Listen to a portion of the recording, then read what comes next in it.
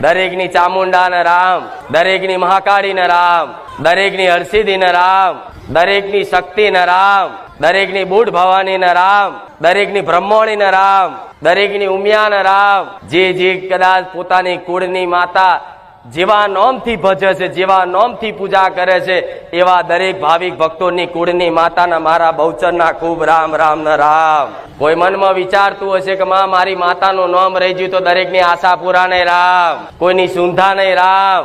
અલગ અલગ નામથી અલગ અલગ ઓળખ લઈ અને દરેકના ઘેર બેઠેલી દીવામાં બેઠેલી દરેકની કુળની માતાના મારા બહુચરના ખૂબ રામ છે.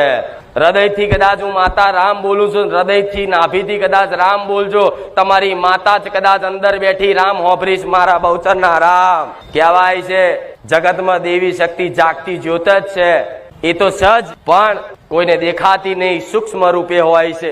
પણ દરેકે હોભર્યો છે કે કોઈ પણ ભગવાન માતાજીનો વાસ કોઈ મનુષ્યની અંદર હોય તો એના હૃદયમાં હોય છે. તો આજ લાખો હૃદય હું માતા જોઉં છું, પણ જેના જેના હૃદયમાં જેવી જેવી માતા જેવા જેવા ભગવાન બેઠા છે ને, દરેક તમારી માતાઓને ભગવાનને મારા બહુચરના રામ. કોઈ કદાચ દેવી શક્તિને કદાચ માનતું હોય ના હોય, પણ કોઈ હનુમાનજીને વધારે માનતું હોય, કોઈ કૃષ્ણને વધારે માનતું હોય, કોઈ શંકર મહાદેવને વધારે માનતું હોય, પણ દરેક ના હૃદયમાં તમે આસ્તિક છો ને, તો આસ્તિકના હૃદયમાં દરેકના હૃદયમાં એક એનું આરાધ્ય દેવ, એક આરાધ્ય ભગવાન દરેકના હૃદયમાં હોય ને.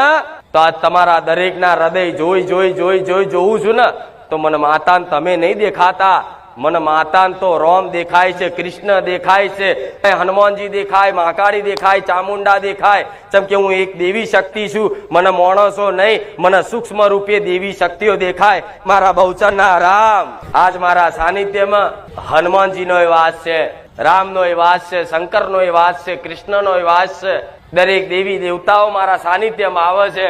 આ એટલે આ ધોમ દિવસે દિવસે દરેકને વાલું લાગતું જાય છે. આજ ખાલી મારા ધોમે ખાલી દર્શન કરવા માત્રથી જ તમારા હૃદયમાં બહુ ટાળક મળતી હશે. આવું માતા જોવું. ભલે કદાચ તમારા કોમ થાય ના થાય, પણ કદાચ તમારો દરેકનો આવો અનુભવ છે કે મારા સાનિધ્યમ ખાલી પગ મૂકવાથી, મારા ખાલી ધજાના દર્શન કરવાથી, મારા ખાલી ફોટાના દર્શન કરવાથી છે ને, તમને એટલી હૃદયમાં ટાઢક વરસે ને કે તમને એવું લાગે કે જાણ મને મારે પોતાનું કોઈ મળ્યું હોય. લાગે છે કે નહીં? કે માં જાણે અમને એવું લાગે કે અમારી માં જેની વર્ષોથી અમે રાહ જોતા હતા ને, એવું કોઈ અમને પોતાનું કહેવા વાળું કોઈ માતા મળી, કોઈ માવતર મળ્યું, અમને એવો આભાસ થાય છે. માં તને જોઈને અમારું હૃદય ભરાઈ જાય, માં અમને દચુરો બાજી જાય છે. માં તારા ગુણગાન ગાવામાં, તારી વાતો કરવામાં માં અમારી જોડે કોઈ શબ્દ નહીં. માં તારા વખાણ કરવામાં, એવો તારો પ્રેમ, એવી તારી લીલા, એવી તારી મહેમાન, એવા તારા પરચા જોઈ અમને આવા કાળા કળિયુગમાં માં એક ઓંધરો વિશ્વાસ બેહી ગયો છે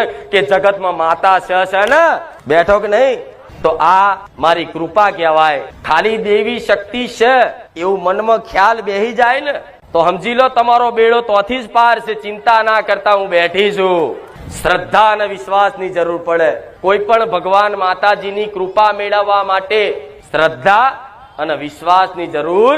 પણ શ્રદ્ધા શું કે શ્રદ્ધા એટલે જગતમાં ભગવાન છે, જગતમાં દેવી શક્તિ છે, હાજરા હજુર છે, કણે કણમાં છે, બધી જગ્યાનો વ્યાપ્ત છે, બધી જગ્યાએ મારી માતા છે. એનું નામ શ્રદ્ધા કહેવાય. અને જો જગતમાં દેવી શક્તિ ને ભગવાન છે તો સત તો મારા છે, એનું નામ વિશ્વાસ કહેવાય. કે સત તો મારી માતા છે. અને આ ખાલી વિશ્વાસ કરો ને કે જો બધાની માતા છે ને તો એવી મારી માતા છે, મારાય ભગવાન છે. તો માતા ને ભગવાન છે ને તમારા જ છે. જે મને માતાને મોન છે ને કે માં તું મારી તો હું તારી. ભલે રૂપ ઘેર અલગ અલગ, પણ શક્તિ, આદ્ય શક્તિ રૂપ હું એક જ છું, જગદંબા. વાપર્યું છે ને? હા, તો આ વિશ્વાસ આવ્યો હોય ને, તો આ વિશ્વાસ આવા સમયગાળામાં કોઈને થવો ને એ દુર્લભ છે. કેવું? આ વિશ્વાસ ખાલી થવો ને એ દુર્લભ છે. પણ તમે નસીબ વાળા છો, ખાલી આટલો વિશ્વાસ આવી ગયો હોય ને કે મારા ઘેર મારી માં જાગતી જ્યોત છે ને સજ, તો સમજી લો તમે બહુ જ નસીબદાર. સબ કે ભગવાન જાણે કેટલા જન્મો જન્મ સુધી તમારી આત્મા દુખી થઈ અને અનંત જન્મો સુધી ભટકી અને ફરી એકવાર ભગવાને મનુષ્ય અવતાર આલ્યો.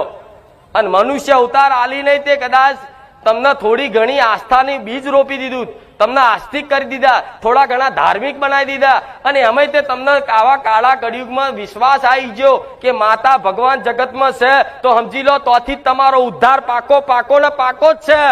નહીં તો આજની દુનિયા ખાલી છે ને માતા હોય કે ના હોય આવું સાબિત કરવામાં આખી જિંદગી પૂરી કરી નાખે. પણ માતા કોઈના હાથમાં આવે, ભગવાન કોઈના હાથમાં આવે. માતાજીની ઓળખ કરવા માટે એકદમ દયાળુ સ્વભાવનું, એકદમ નિર્મલ મનનું અને એકદમ ભોળિયું બનીને કાલા વાલા જે ભાવિક ભક્ત કરે ને એને મારા જેવી માતા ઓળખાણ આલે. નકન કદાચ વિજ્ઞાનની ટેકનોલોજી મને માતા ના સાબિત કરી શકે, મને ના ઓળખી શકે કે માતા શું છે. પણ જેનું ખોળ્યું પવિત્ર છે, જેનું મન નિર્મળ છે, જેનું હૃદય દયાળુ છે, અને જે માણસ કહે છે ભોળિયાનો ભગવાન, જેની અંદર ભોળ પણ હશે ને એને ગોડા જગતમાં ચોય ફરવાની જરૂર નહીં. ખાલી વિશ્વાસ રાખજો, તમારી માં કદાચ તમારા ઘેર બેઠેલી જ માં તમને એવી સાચી એની ઓળખ કરાવી દે છે ને તો જગતમાં તમને એવી ખબર પડી જશે કે મારી માં સિવાય જગતમાં મારું કોઈ નહીં, અને ખરેખરમાં તમારું કોઈ નહીં. આ વિશ્વાસ રાખજો. આ બધી જગ્યાએ તમે અનુભવ કરી લીધો કે માં જગત ફર્યા, જગતના મંદિરો ફર્યા, જગતના ભુવા ફર્યા માં, પણ કોઈએ અમારી હોમું નહીં જોયું. પણ આજ બારે જા ધોમ જઈ સોલંકી પેઢીની કુળની માતાના મુખેથી પ્રવચનના શબ્દો કદાચ અમને હૃદયે વાગ્યા છે કે માં જગતમાં કોઈ ના હોય ને એની પોતાની કુળની માતા હોય. એને તો પોતાની વસ્તી કરી, પોતાના દીકરા મોની, અને એને તો એનું કર્તવ્ય હંમેશા નિભાવ્યું છે, હંમેશા નિભાવતી હતી, અત્યારે નિભાવશે, આવનારા ભવિષ્યમાં તમારી કુળની માતા એનું કર્તવ્ય નિભાવે ને. ભલે દીકરો કદાચ એને મોને કે દીકરો ના મોને, દીકરો ગમે તેવો દારૂડિયો હોય, ગમે તેવો હોય, મેલો હોય, માંસ મટન ખાતો હોય, પણ છતાંય તે માવતર છે ને તમારું, તમારી કુળની માતા છે ને, એને ગમે તેવા દુઃખ પડે ને તો પહેલી ચિંતા તમારી માં જ થશે, જગતની માતા નહીં થાય, તમારી કુળદેવી જ થશે કે આજ મારો દીકરો દુઃખી થયો, આજ મારા દીકરાને પર દુઃખના પહાડ તૂટી ગયા. પણ તમારી માં છે ને એ તમારા દુઃખમાં તમે જેમ આંસુ પાડો છો ને એવા આંસુ તમારી માં પાડતી હોય, એવા આંસુ એ તમારી માં રોતી હોય કે આજ લગી આજ મારા દીકરાનું, આજ મારી વસ્તીનું મને માતાનું દુઃખ જોવાતું નહીં, પણ મારી વસ્તીએ એક વખત મારી બાજુ મુખડું કહી અને માં કરીને એક વખત સાચા વિશ્વાસથી પોકાર કરી દીધો હોત ને તો જગતમાં ગમે તેવા દુઃખ પાતાળમાં ગાળ દઉં. મારા મેલડીના રામ.